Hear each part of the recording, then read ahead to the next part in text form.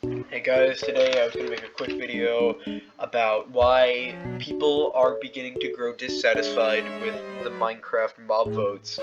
Now, Minecraft mob votes have been a controversial topic as of late, but also just in general. Um, and to explain this, we can tie this back all the way to the original Minecraft mob vote. So, think about the first Minecraft mob vote. Think about what made it unique and good. Well, think about it this way. Every single mob presented in the original Minecraft mob vote had some sort of clear either purpose or design implicate or something that made them look unique or special, something that made them stand out above the rest. They all looked incredibly intimidating, and they all looked incredibly unique, and also you could tell that each one would do something important to contribute to the game, and it was really just it was just a good concept, really. It was well executed as well. The first Minecraft mob vote was great. It ended up with the Phantom winning, which is now one of my favorite mobs, even though I know it's like a community-hated mob. Phantom is great. All of the mobs were incredibly good conceptually. We have the squid thing, which had its like harpoon. It would make the oceans so much more like threatening and dangerous, and also would tie perfectly into the aquatic update. There was the Phantom, which was a welcome addition to the hostile mob family of the overworld. Just makes it more unique and important. Just adds something new to the game. Also, a flying hostile mob is great. And then there was the little dog thing. I don't know exactly what it did. It had something to do with digging. I don't remember. It was years ago. And then there was the Blaze King with its shield, would bring a new boss mob. It was very welcome. And that's everything that made the first mob vote very welcome addition to the game. And now let's go into the next mob vote, right? Was the Glow Squid Moobloom Isolager. And that one really just put a bad taste in our mouths, really. Uh, None of the three options were really that great overall. They were all just reskins of previous mobs, with the Isolager being probably the only one that would bring something like a unique concept to the game, while the other two had such minuscule features to the point where they weren't even worth considering. For example, the Glow Squid, it brought Glow Ink, woohoo. We know the Moobloom would have, done something with bees or whatever.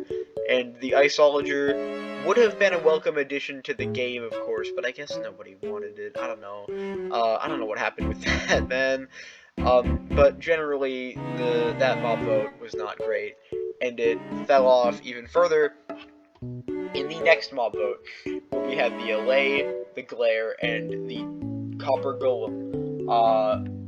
Now, all of these were solid options, in my opinion. All of them had clear purpose and functionality, and they all had something to contribute to the game. And the end, the Allay won, as we all know. And it seemed conceptually real great. It was a good addition to the game and stuff. But nowadays, you don't see people using the allays. Like, you don't, like, it's because they're useless, really. At their core, the allays don't do much to help. Now let's turn our attention to the current mob vote. All of this is just pretty much an introductory segment to what I'm about to talk about, which is why the mob vote is so flawed of a concept now.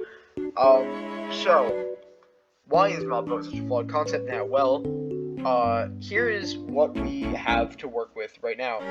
If you look at the current mob vote, we have the Sniffer, the Rascal, and the Tough Golem. And I'm gonna bring back the comparison to the original mob vote here, because it really is the best thing to go off of. Let's look at it this way.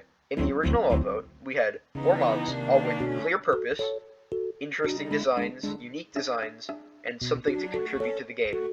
In the current mob vote, we have what is effectively 3,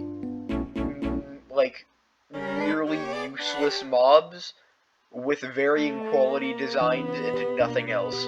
We have a walking item frame, we have more mineshaft loot, and we have a dinosaur that digs up seeds. That is essentially what we have. None of them provide anything useful, really, beyond basic early game things and or tough golem, whatever you call tough golem. And so all we have to go off of is design. And so what we essentially have, if you don't say random useless things, is instead basic cave goblin, walking rock, and dinosaur. And that has led to everyone voting for the Sniffer, obviously, because why wouldn't you? It's the only good designed mob out of the three, in my opinion. But the issue lies not in the design of them, because the design of them is currently the only determining factor, and that is the issue, is that there is no functionality to these mobs. There's nothing that makes them unique or important to the game at all. They serve no purpose other than to exist, and, I don't know, dig up seeds, I don't know, give you some iron pickaxe, ooh, I'm gonna walk around with an item, ooh, fun, right? Yeah, no, all three of them are effectively nothing. And so what we really need out of the mob vote is what we had in the first one. Give us good concepts that we can actually understand to a degree, that, or instead of giving us information, make it mysterious and make us not like intimidating stuff, like hostile mobs. That is a big thing you can do.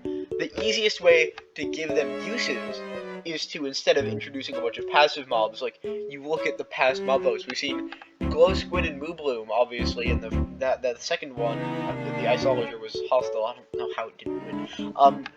And then there was obviously the third one with the Glare, the Allay, and the Copper Golem, all passive mobs. And now we have the Rascal, the Sniffer, and the Tough Golem, more all passive mobs. The easiest solution to this problem is to introduce hostile mobs, because they tend to have more purpose than the passive mobs do, especially in this one, where they have pretty much no use at all. Easiest solution, give us more information, or give them a visible, interesting, like, design that you can see has a use, and you can easily tie that back to the original mob vote. And I'm going to use the squid as an example.